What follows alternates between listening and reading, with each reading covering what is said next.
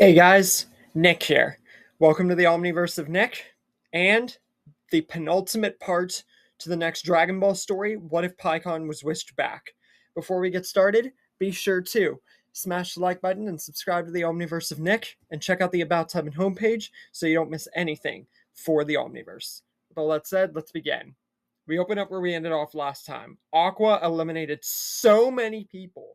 Jiren got furious and unleashed a ferocious amount of his power, and the entire ring went from normal to love to water to pure flames. And now Aqua has just been eliminated.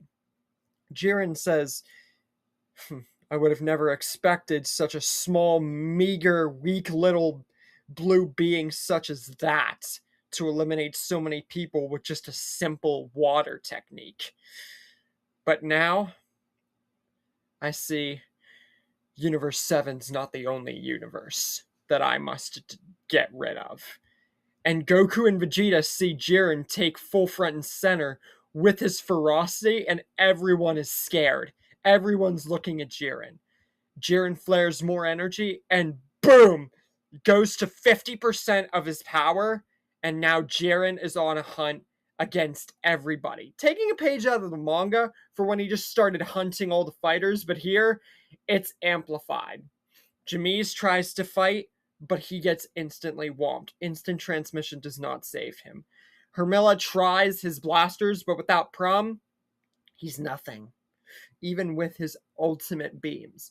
Ribrianne gets furious and tries all her might, putting everything she's got, but she reverts to Brienne because it's not enough. She transforms into giant Ribrianne, but Jiren just uses a ultimate key fist attack, and Ribrianne's knocked out.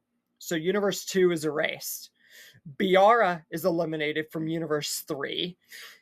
Then Catapestra tries his hand, goes to maximum speed mode, maximum battle mode, and ultimate mode, putting all his modes against Jiren, but it's not enough. Then Majikayo gets knocked out in a single blow. Then we get Kochia Raider and their fusion, but that's not enough. And then Dr. Paparoni puts his plan into motion. Plan X, and Ani Raza or Ani Laza is born and fights Jiren and uses his wings and all his abilities and power. And this actually pushes Jiren back. But Jiren just flares his energy more right whenever Ani Laza throws the super death ball at him. And then with a critical uppercut, it knocks out Ani Laza. And Universe 3 is erased. Universe 4 follows almost immediately after. Albany tries his shifting technique, but it only gets him so far before Jiren just sees right through it, and Universe 10 is erased. Universe 6 and 7 are the only two besides 11, so Goku makes the plan and decides that if they are going to survive the rest of this tournament without Jiren targeting them specifically, one by one, like he's been doing to literally freaking 3 other universes, they gotta work together to take on Universe 11. Kaba powers to Super Saiyan 2, Caulifla powers to Super Saiyan 2, Kale goes Berserk and then controls it thanks to Caulifla. Cyanel and Purina power their fused essences. Boda Magetta shifts into focus. Hit flares his time skip and aura more. Goku powers past Super Saiyan Blue Kaioken times 20.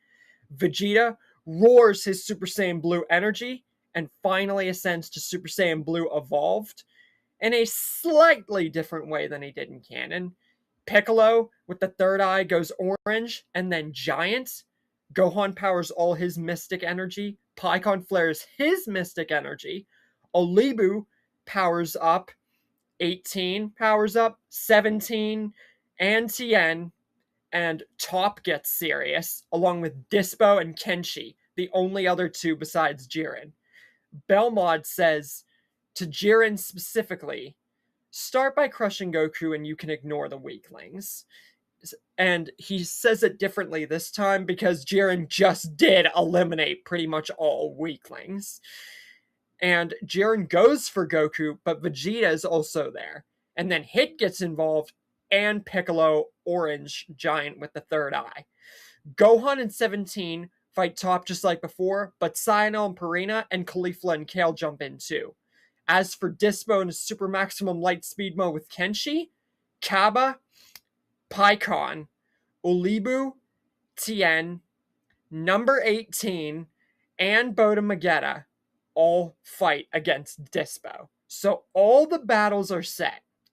Tien and everybody knows that Dispo is far too fast for them to keep on track, especially when he goes super maximum. So Tien uses a solar flare, immediately gaining the advantage against Dispo.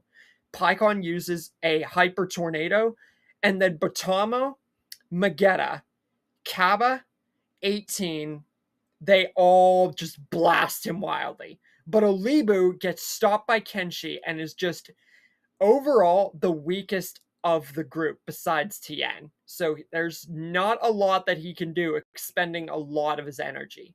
Dispo gets saved by Kenshi, but then Olibu jumps right back up and punches Dispo out of the ring. Kenshi still tries to save Dispo or do something, but Olibu just teleports from above him, slams him down into the tournament ground, grabs him, lassos him into a throw, and then blasts him out of the ring. So Kenshi follows immediately after. Olibu finally showing what he's truly capable of, besides Frost and, Shosa and Majora. So yeah, Dispo and Kenshi are eliminated. Gohan and 17 find themselves in the same predicament as before with Top, and 17 goes forward to attack, but Gohan's not the only one to fire the Kamehameha at him this time. Cyanel and Purina fire their blasts, and Caulifla and Kale fire theirs. So, Top is forced into his God mode just to save himself from falling over the edge. And he powers into his ultimate double Hakai and presses it forward with literally everything he's got from the start. Gohan powers a Kamehameha. Purina fires an ultimate mouth beam. 17 fires a pretty much final flash in a way, or just a full power energy wave.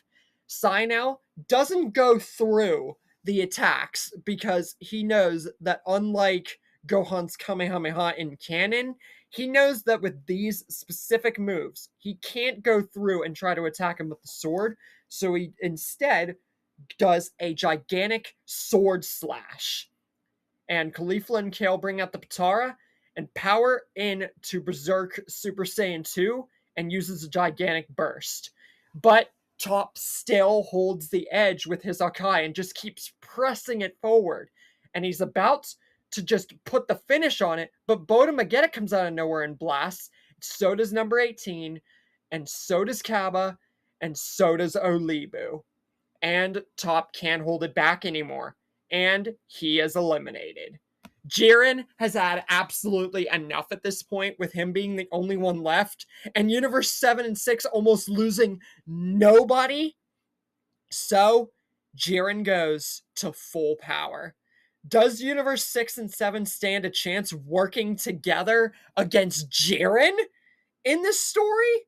Or is Jiren's despotivity, eliminating 3 universes, make him even more dangerous and make it far more of a problem as we get to the final part next time for Pikkon's story?